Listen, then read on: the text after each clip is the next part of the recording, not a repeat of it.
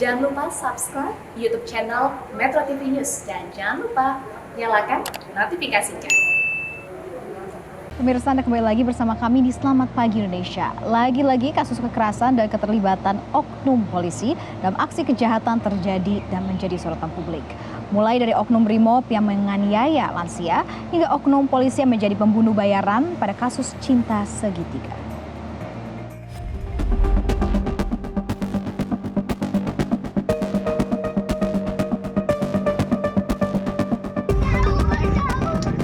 Kakek Nurul, 77 tahun, warga Desa Mawang, Kabupaten Bantaeng, Sulawesi Selatan, diduga meninggal setelah dianiaya oknum Brimob yang bertugas di PT Huadi Nikel Alloy.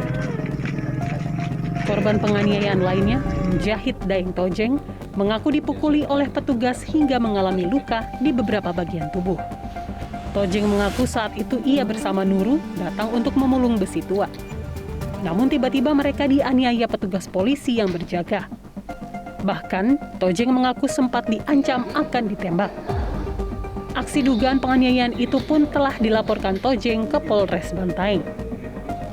Tewasnya Nurul membuat warga sekitar geram. Warga sempat memblokade perusahaan PT Huadi Nikel Alloy dengan menimbun batu di jalan masuk. Mereka menuding jika Nurul tewas dianiaya oknum polisi yang berjaga di lokasi proyek itu. Rekonstruksi kasus pembunuhan berencana terhadap pegawai Dinas Perhubungan atau Dishub Kota Makassar, Najamuddin Sewang kembali dilanjutkan. Dalam rekonstruksi ini dihadirkan seorang tersangka berinisial CA yang merupakan anggota polisi. CA merupakan eksekutor yang menembakkan peluru dengan jarak sekitar 3 meter dari korban saat mengendarai motor. Diketahui dalam melakukan aksinya tersebut, dua tersangka yang merupakan anggota polisi SL dan CA dibayar 200 juta rupiah secara berangsur. Pembunuhan itu dilatar belakangi cinta segitiga antara korban, seorang perempuan dan Kasat Pol PP Makassar, IA. IA menjadi dalang pembunuhan tersebut dengan merekrut oknum kepolisian. Bahkan senjata jenis revolver yang digunakan dibeli dari jaringan teroris. Tim Liputan Metro TV.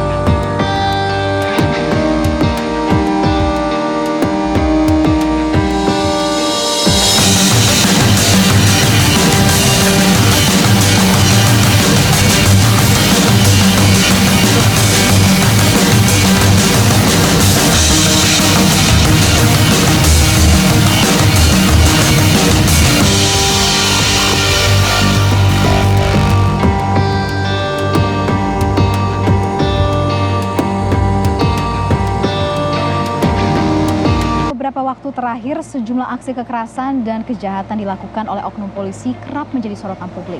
Terakhir, keterlibatan dua oknum polisi di Makassar dalam pembunuhan berencana dan tindak kekerasan oknum polisi yang menyebabkan korban yang meninggal dunia di Bantaeng membuat banyak pihak mengecam dan juga mengkritik.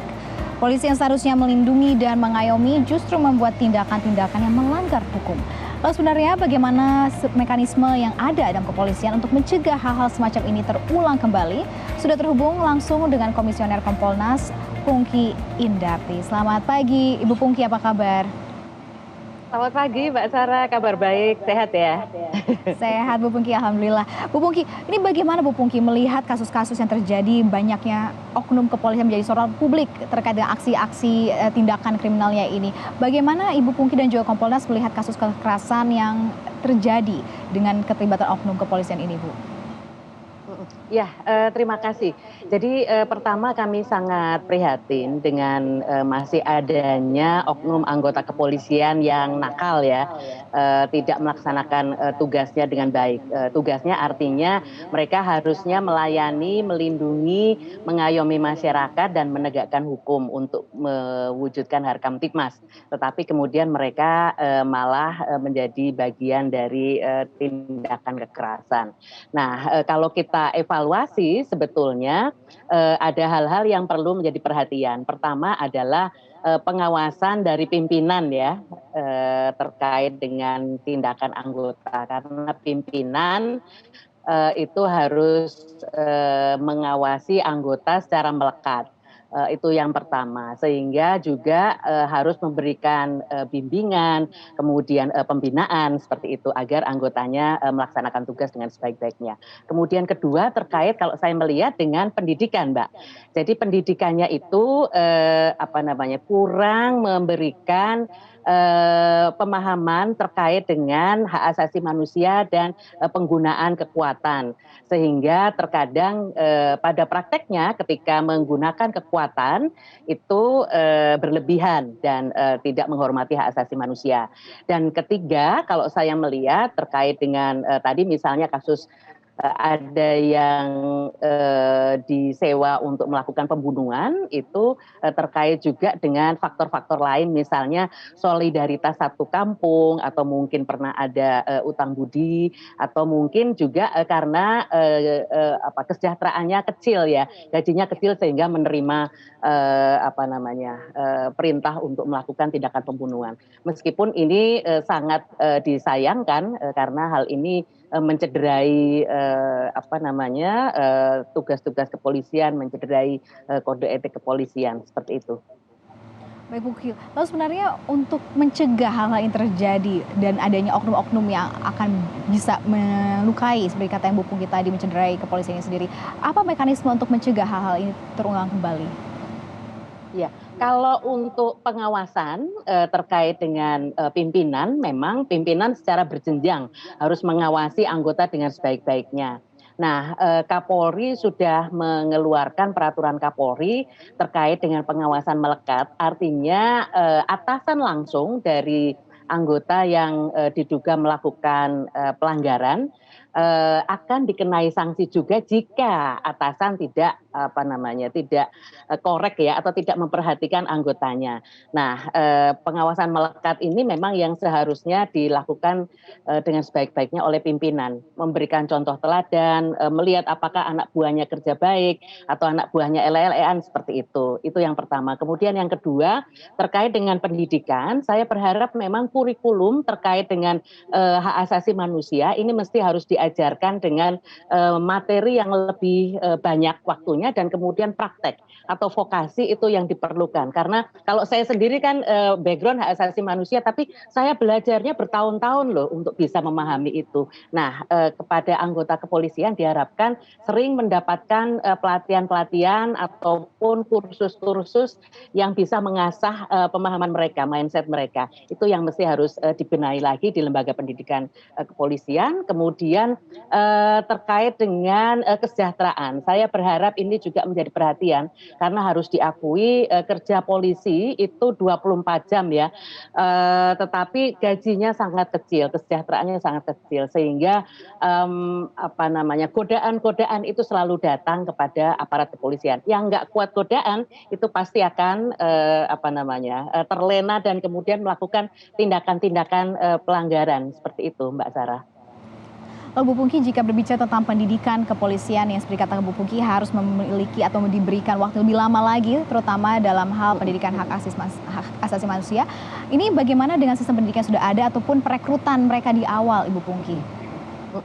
Kalau, perekrutan itu, beberapa tahun terakhir mereka menggunakan sistem yang namanya betah ya, bersih, transparan, akuntabel, dan humanis. Nah, dari sistem perekrutan saya melihat sudah, cukup bagus, tetapi kemudian ditindaklanjuti kan dengan pendidikan ya. Nah, ketika pendidikan ini kalau saya melihat materi terkait dengan hak asasi manusia itu hanya, sedikit yang disampaikan dan itu pun teori-teori yang sangat ya, kalau bagi saya gitu bisa memahami perasaan teman-teman polisi, mereka melihat aduh bosan banget gitu. Nah, yang penting sebetulnya adalah bagaimana mereka diberikan contoh-contoh kasus dan kemudian praktek cara menyelesaikan kasus-kasus dengan berpedoman pada hak asasi manusia. Dan itu dievaluasi berulang-ulang. Saya rasa seperti itu penting sekali.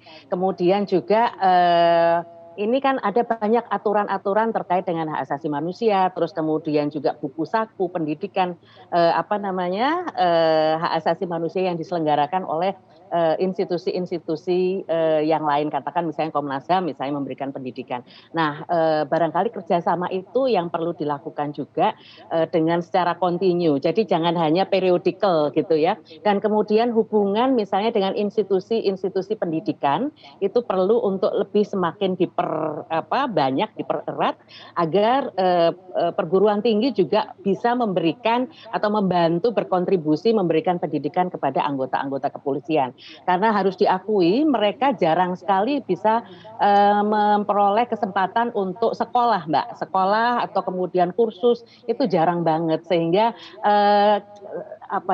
penting mereka untuk bisa di-charge lagi baterainya.